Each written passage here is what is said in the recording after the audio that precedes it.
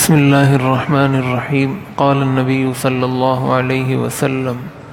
ان الصدق طمانینۃ وان الکذب ریبۃ۔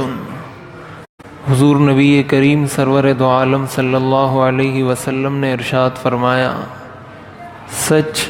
اطمینان کا باعث ہے اور جھوٹ بے چین کر دیتا ہے۔ یہ ترمذی شریف کی روایت ہے۔ حضرت حسن رضی اللہ تعالی عنہ جو آپ کے نواسے ہیں وہ اس حدیث شریف کے راوی ہیں۔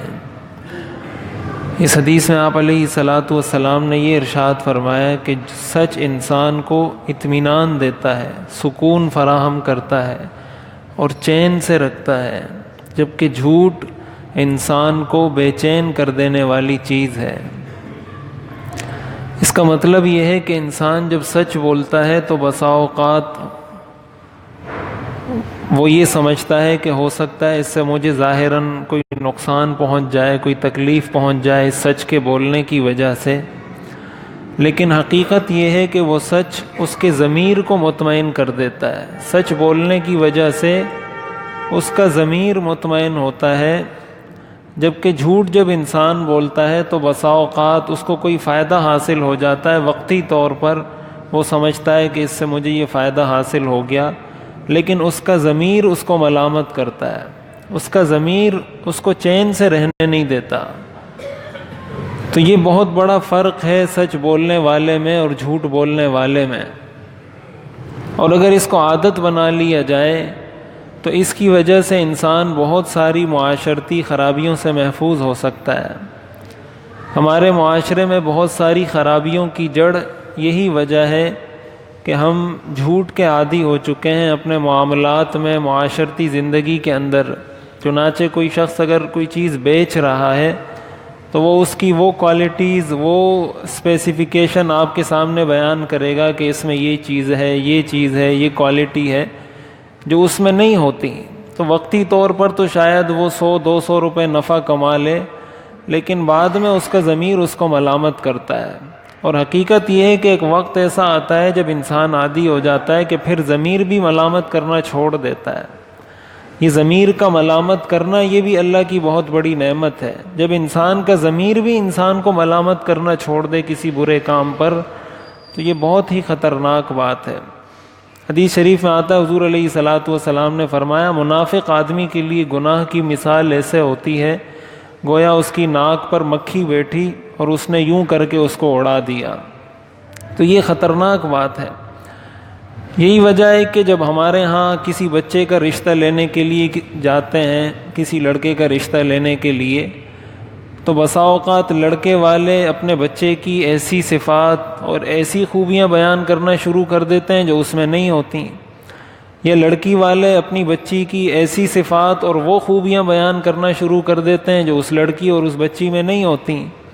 اس کا نتیجہ کیا ہوتا ہے کہ وقتی طور پر تو جو ان کا مقصد ہوتا ہے رشتہ حاصل کرنا وہ تو ہو جاتا ہے، لیکن بعد میں میاں بیوی ان کے تعلقات آپس میں کوئی بہت زیادہ اچھے نہیں ہوتے، اور بسا اوقات اسی جھوٹ کی وجہ سے طلاق بھی ہو جاتی ہے۔ تو اگر شروع سے ہی سچ کا معاملہ کیا جاتا تو یہ ساری مشکلات ان کو دیکھنی نہ پڑتی۔ حضرت بلال رضی اللہ تعالیٰ عنہ کے بارے میں آتا ہے، حضرت بلال چونکہ حبشی غلام تھے اور غلام سے آزاد ہوئے تھے، اور عرب کے اندر اس چیز کا بہت زیادہ وہ خیال کرتے تھے اپنے نسب کا، اپنے خاندان کا، تو حضرت بلال اپنے بھائی کا رشتہ لینے کے لیے گئے کسی جگہ،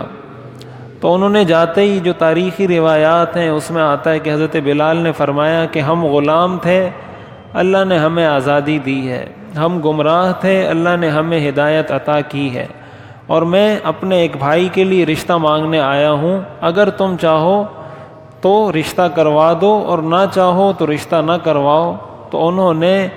حضرت بلال کے بھائی سے اپنی لڑکی کا نکاح کروا دیا، لیکن حضرت بلال نے صاف صاف بتا دیا کہ ہم غلام تھے، اللہ نے ہمیں آزادی دی ہے۔ یہ نہیں کہا کہ ہمارا اتنا بڑا خاندان ہے، یا میرا بھائی یہ کاروبار کرتا ہے، یا میرے بھائی کی یہ بزنس ہے، وغیرہ وغیرہ۔ تو یہ چیز ایسی ہے جو بہت زیادہ انسان کو بعد میں اطمینان دیتی ہے، اور ظاہر ہے یہ وہ چیز ہے جو ہم اپنے بچوں کو سکھائیں گے تو بچے سیکھیں گے۔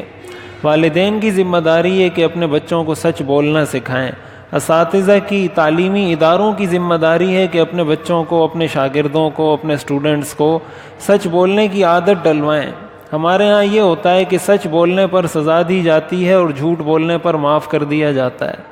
والدین بھی یہی کرتے ہیں، اساتذہ بھی یہی کرتے ہیں، تعلیمی اداروں میں بھی یہی ہوتا ہے کہ بچے نے سچ بولا تو اس کو سزا دو، بچے نے جھوٹ بولا تو اس کو معاف کر دو۔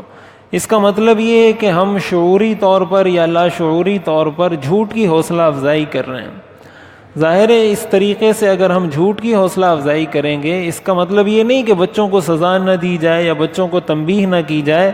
لیکن کم از کم بچوں کے ذہن میں یہ بات تو ڈالی جائے، ان کو اس چیز کی اہمیت تو بتائی جائے کہ کبھی بچے کو آپ اس وجہ سے بھی معاف کر دیں کہ اس نے سچ بولا ہے، اور اس کو ساتھ ہی باور کروائیں کہ میں نے آج آپ کو جو معاف کیا ہے وہ صرف سچ بولنے کی وجہ سے معاف کیا ہے۔ یہ عادت اگر ہم ڈلوائیں گے بچوں کو تو ہمیں معاشرے میں